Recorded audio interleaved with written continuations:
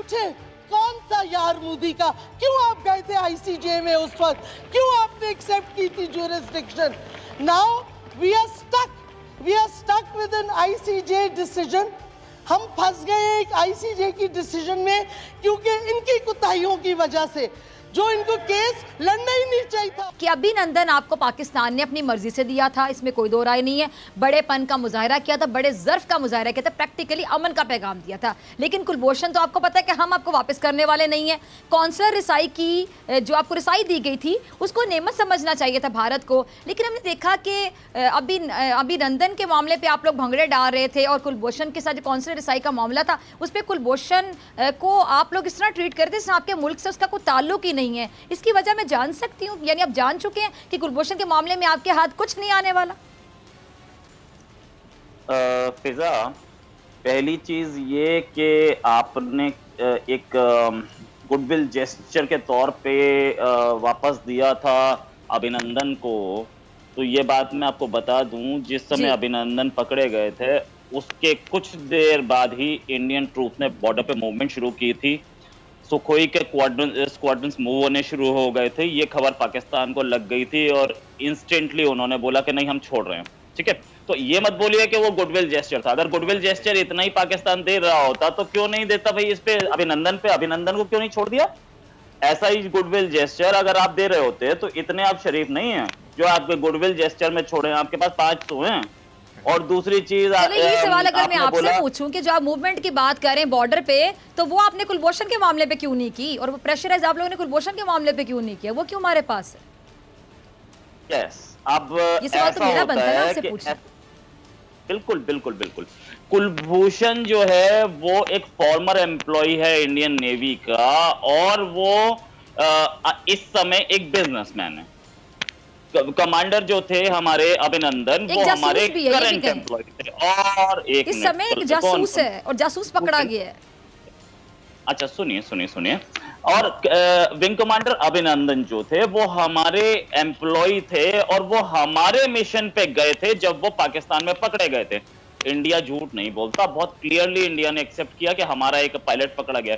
झूठ कौन बोलता है? पाकिस्तानी प्राइम मिनिस्टर ने बोला हमारे पास 2 पायलट हैं, वो निकला 1। ठीक है, वो 2 कहां गए भैया? और आप अभी बोल रही थी 2 प्लेन गिराए गए।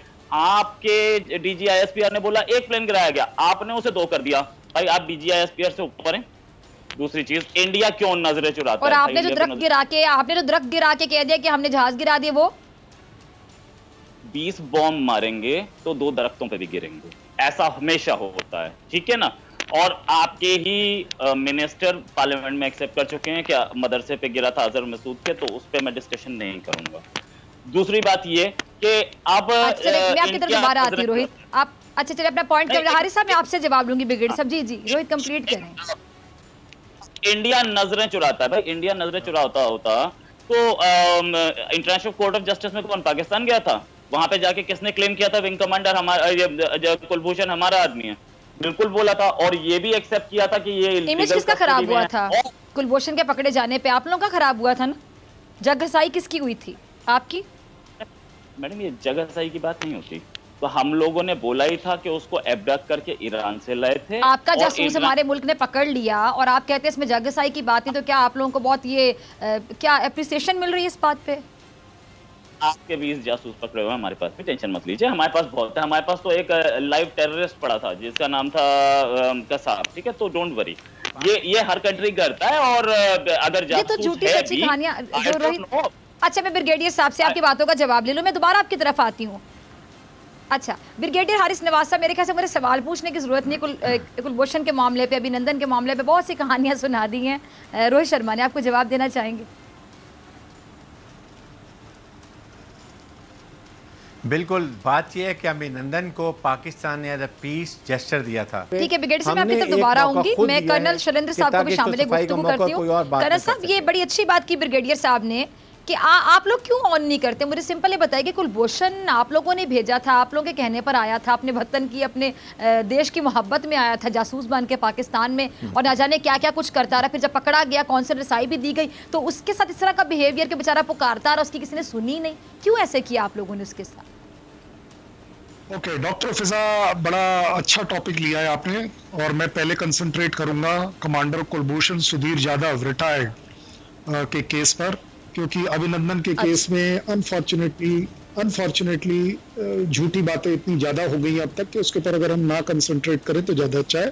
But yes, I am prepared to compliment the Pakistan के अगर आप ये सोचते हैं कि आपने डिप्लोमेसी के अंडर उनको रिलीज किया है, अगर आपने ये सोचकर किया बड़ी अच्छी बात है, कम से कम आपने रिलीज किया है। जहां तक कमांडर यादव की बात है, देखिए ऐसा है, बिना किसी साइड लिए, मैं आप एक बात बताइए, आपके मिलिट्री कोर्ट में उसे क्यों ट्राई किया, सिविल कोर्ट ने क्यों नहीं किया? चलिए छोड़ दीजिए, आपने, आपके यहाँ मिलिट्री की ही चलती है इसलिए शायद ऐसा किया।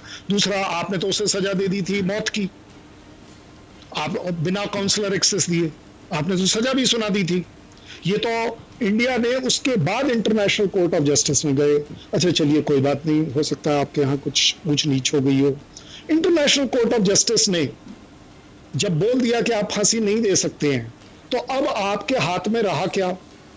दूसरा, उन्होंने कह दिया कि आपने उस आदमी के ह्यूमन राइट वायलेट किए हैं कि उसको काउंसलर एक्सेस नहीं दिया है, जो इंटरनेशनली एक नॉर्म है।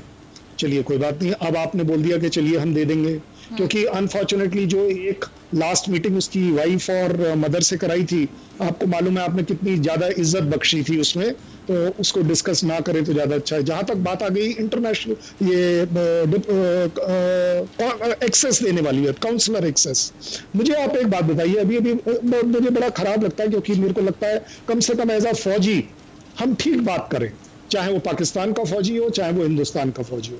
बड़े दुख की बात है कि अगर सर ये बोले, ब्रिगेडियर नवाज साहब ये बोले कि कमांडर यादव कौन था कौन नहीं था, ब्रिगेडियर साहब को बड़ा अच्छे से पता है कि एक रिटायर्ड आदमी कैसे प्रूव होता है, पहली बात। दूसरी बात, जहां तक काउंसलर एक्सेस जो आप बोल रहे हैं कि हमने नहीं लिया, तो आप एक बात बताइए, काउंसलर एक्सेस के नॉर्म बड़े सेट है कि उसको आपको हमारा जो एम्बेसी के लोग जाएंगे उससे उनको डायरेक्ट मिलना है, आपका कोई आदमी वहां होने की जरूरत नहीं है, आपको रिकॉर्ड करने की जरूरत नहीं है।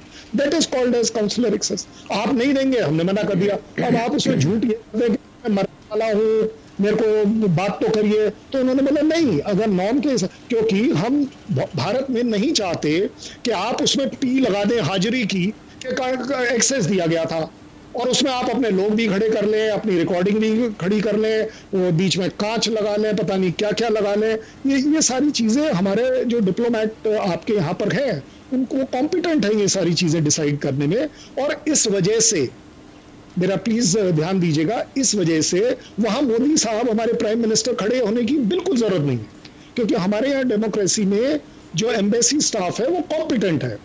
सो इसलिए इस बात के लिए हर चीज पर मोदी साहब को ब्लेम करना गलत होगा। लेकिन मैं सर से एग्री करूंगा कि अगर चाहे प्राइम मिनिस्टर, चाहे गवर्नमेंट, चाहे देश, अगर हम पाकिस्तान सेंट्रिक हैं तो नहीं होने चाहिए। हमें पाकिस्तान से बिल्कुल चिंता नहीं है। ठीक है जी। अच्छा, जहां तक सरकार है, एक last point, just last point, because that is very essential, क्योंकि सर ने कह दिया कि इसके बाद मैं ब्रिगेड साहब आपसे भी जवाब लूंगी, बोलिए आपसे भी लूंगी, बारी-बारी दोनों से। जी, मैं और मेरी फौज ट्रेन नहीं है, मतलब एक ब्रिगेडियर साहब के मुंह से इतना बड़ा झूठ सुनते हुए खराब लगता है, लेकिन आई कैन अंडरस्टैंड, देश के अंदर बताना तो यही पड़ेगा कि कारगिल नहीं हुआ था, 71 ऑप्स नहीं हुए थे, बाकी किसी भी तरह के जो डिफरेंसेस हमारे चलते हैं, मैं एक्चुअली डिफरेंसेस पर कंसंट्रेट नहीं करना चाहता, लेकिन जब कोई झूठ बोल दे तो मेरे को बड़ी होता है कि मेरा खून। अब कर्नल साहब आपके सारे पॉइंट्स आ गए, ठीक है जी, ठीक है कर्नल साहब आपके सारे पॉइंट्स आ गए, मैंने डिटेल में आपकी पूरी बात सुनी, मैं आपकी तरफ दोबारा आऊँगी। मलिहा, मुझे आपकी तरफ आना था, मैं आपकी तरफ भी आती हूँ, लेकिन चूंकि बार बार कर्नल साहब ने ब्रिगेडियर साहब का नाम लिया, ब्रिगेडियर साहब का नाम लेके बात करते रहे, तो ब्रिगेडियर साहब यकीनी तौर पर जवाब देना चाहेंगे। ब्रिगेडियर साहब, आपको सारे पॉइंट्स याद होंगे, आपको बार बार वो लिटरली हिट करते रहे कि आपने झूठ बोला, ये किया वो किया, आप क्या जवाब देना चाहेंगे इनकी बातों का? देखें, बात यह है कि गुलबचन Yadav was a serving naval commander. ICJ ने कंफर्म किया कि ये उनका नेवल ऑफिसर था और ये रॉ के लिए काम कर रहा था। पाकिस्तान ने हमें बल्कि यहाँ तक चाहिए था कि हम FATF में जाते। हाँ, पूछे कौन सा यार मोदी का, क्यों आप गए थे आईसीजे में उस वक्त, क्यों आपने एक्सेप्ट की थी jurisdiction? Now we are stuck we are stuck with an ICJ decision. हम फंस गए एक ICJ की डिसीजन में क्योंकि इनकी कुताहियों की वजह से, जो इनको केस लड़ना ही नहीं चाहिए था।